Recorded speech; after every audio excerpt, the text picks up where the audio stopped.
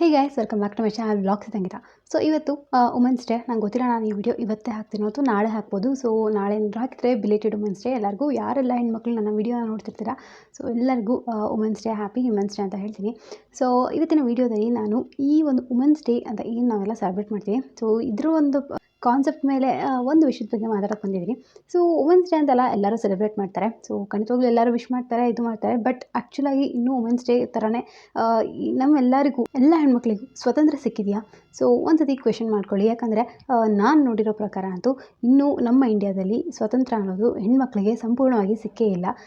ಹೇಳ್ಬೋದು ಹೊರಗಡೆ ಬಂದು ಎಲ್ಲ ಕೆಲಸ ಮಾಡ್ತಿದ್ದಾರೆ, ಸಾಧಿಸ್ತಿದ್ದಾರೆ, ಎಲ್ಲ ಮಾಡ್ತಾ ಇದ್ದಾರೆ. ಆದರೂ ಕೂಡ ಎಷ್ಟೋ ಒಂದು ಜಾಗಗಳಲ್ಲಿ ಹೆಣ್ಮಕ್ಳಿಗೆ ಇನ್ನೂ ಸ್ವಾತಂತ್ರ್ಯ ಸಿಕ್ಕಿಲ್ಲ. ಇನ್ನೂ ಎಷ್ಟೋ ಒಂದು ಸ್ಥಳಗಳಲ್ಲಿ ಹೊರಗಡೆ ಬರೋಕ್ಕೂ ಅವ್ರಿಗೆ ಅಷ್ಟು ಸ್ವಾತಂತ್ರ್ಯ ಇಲ್ಲ, ಹೊರಗಡೆ ಹೋಗಿ ದುಡಿಯೋಕ್ಕೂ ಸ್ವಾತಂತ್ರ್ಯ ಇಲ್ಲ, ಎಷ್ಟೋ ಜನ ಇನ್ನೂ ಓದಿಸ್ತಾನೂ ಇಲ್ಲ. ಸೊ ಇದೆಲ್ಲ ಸ್ವತಂತ್ರ ಇಲ್ಲ ಅಂತಲೇ ಕನ್ಸಿಡರ್ ಆಗೋದು. ಸೊ ಇದೆಲ್ಲರ ಜೊತೆಗೆ ಇನ್ನೂ ಒಂದು ಪ್ರತಿಯೊಂದು ಇಂಡಸ್ಟ್ರಿಯಲ್ಲಿ ಆಗ್ಬೋದು, ಎಲ್ಲ ಕಡೆನೂ ಅಷ್ಟೇ, ಯಾರಾದರೂ ಒಬ್ಬರು ಏನಾರು ಸಾಧಿಸಿದಾಗ ಅಥವಾ ಎಲ್ಲೋ ಒಂದು ಹೊರಗಡೆ ಹೋದಾಗೂ ಅಷ್ಟೇ, ಸ್ವಲ್ಪ ಅವ್ರು ಫೇಮಸ್ ಆಗಿದ್ದರೆ ಎಲ್ಲರೂ ಅವ್ರನ್ನ ನೋಡ್ತಾರೆ, ಇಷ್ಟಪಡ್ತಾರೆ, ಅವ್ರ ಬಗ್ಗೆ ಮಾತಾಡ್ತಾರೆ. ಅಥವಾ ಯಾವುದೇ ಸೆಲೆಬ್ರಿಟೀಸ್ಗೆ ಏನಾದ್ರು ಒಂಚೂರು ಪ್ರಾಬ್ಲಮ್ ಆದ್ರೂ ಎಲ್ಲರೂ ಇರ್ತಾರೆ ಅವ್ರ ಜೊತೆಗೆ ರೆಸ್ಪಾಂಡ್ ಮಾಡೋಕ್ಕೆ. ಆದರೆ ಕಾಮನ್ ಜನತೆಯಲ್ಲಿ ಯಾರಿಗಾದ್ರೂ ಏನಾದರೂ ಆದಾಗ ಜಾಸ್ತಿ ಜನ ಅದನ್ನ ಯಾರೂ ವಾಯ್ಸ್ ಔಟ್ ಮಾಡೋದೇ ಇಲ್ಲ. ಸೊ ಇವಾಗ ಕೂಡ ಅಷ್ಟೇ ಒಂದು ಕತೆ, ಅದ್ರ ಬಗ್ಗೆನೇ ಇವತ್ತು ಮಾತಾಡೋಣ ಅಂತ ನಾನು ಇವತ್ತಿನ ವಿಡಿಯೋದಲ್ಲಿ ಮಾತಾಡ್ತಾ ಇದ್ದೀನಿ. ಸೊ ವಿಡಿಯೋ ತಡ ಮಾಡಲಿಲ್ಲದಂಗೆ ಸ್ಟಾರ್ಟ್ ಮಾಡೋಣ. ಬಟ್ ಯಾರಾದರೂ ನನ್ನ ಚಾನಲ್ಗೆ ಸಬ್ಸ್ಕ್ರೈಬ್ ಮಾಡ್ಕೊಂಡ್ರೆ ಪ್ಲೀಸ್ ಸಬ್ಸ್ಕ್ರೈಬ್ ಮಾಡ್ಕೊಂಡು ಸಪೋರ್ಟ್ ಮಾಡಿ. ಸೊ ನಾನಿವತ್ತು ಮಾತಾಡ್ತಿರೋದು ಒಂದು ಹುಡುಗಿ ಬಗ್ಗೆ. ಸೊ 9 ವರ್ಷದ ಹುಡುಗಿ, ಅದು ಅಂದರೆ 5ನೇ ಕ್ಲಾಸ್ ಓದ್ತಿರೋದು ಇವಾಗ. 9 ವರ್ಷದ ಹುಡುಗಿ ಬಗ್ಗೆ ಪಾಂಡಿಚೇರಿಯಲ್ಲಿ ಇದು ನಡೆದಿರುವಂಥ ಘಟನೆ. ಸೊ ತುಂಬ ದಿನಗಳ ಹಿಂದೆ ಅಲ್ಲ, ಹೋದ ಶನಿವಾರ ನಡೆದಿದ್ದು. ಇವತ್ತು ಶುಕ್ರವಾರ ನಾನು ವಿಡಿಯೋ ಮಾಡ್ತೀನಿ. ಸೊ ನಾಳೆಗೆ ಒಂದು ವಾರ ಆಗುತ್ತೆ ಈ ಒಂದು ಘಟನೆ ನಡೆದು.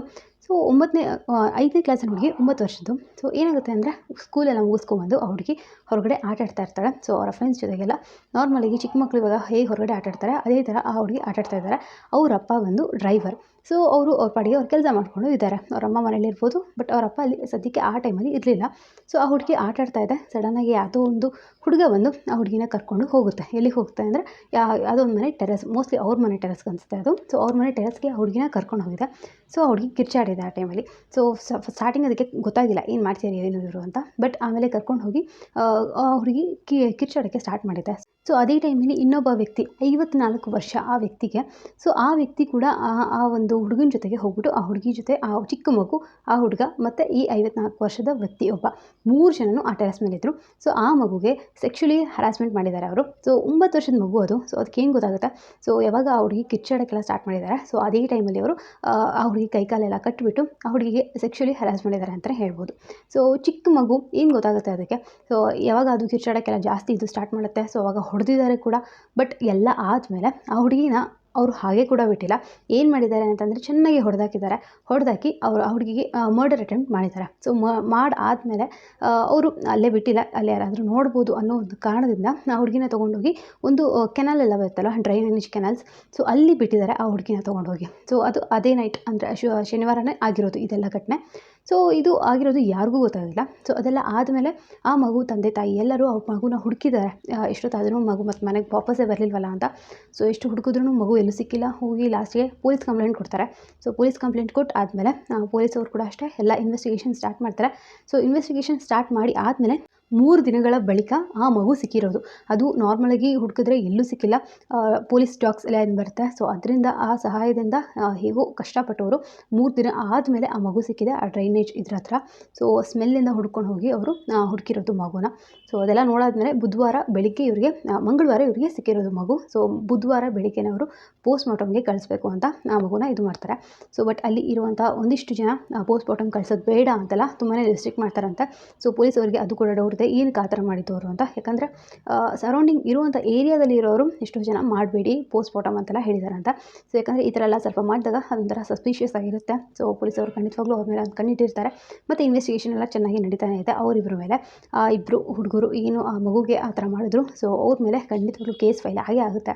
ಸೊ ಇನ್ನೂ ಇದು ಜಸ್ಟಿಸ್ ಅನ್ನೋದು ಸಿಕ್ಕಿಲ್ಲ ಆದರೆ ಆ ಮಗುಗೆ. ಯಾಕಂದರೆ ಅನ್ಯಾಯವಾಗಿ 9 ವರ್ಷದ ಮಗುವುದು, ಏನು ಇನ್ನೂ ಲೈಫ್ನ ನೋಡಿರಲ್ಲ, ಬರೀ 5 ವರ್ಷ 5ನೇ ಕ್ಲಾಸ್ ಓದ್ತಿರೋವಂಥದ್ದು ಮಗು ಅದು.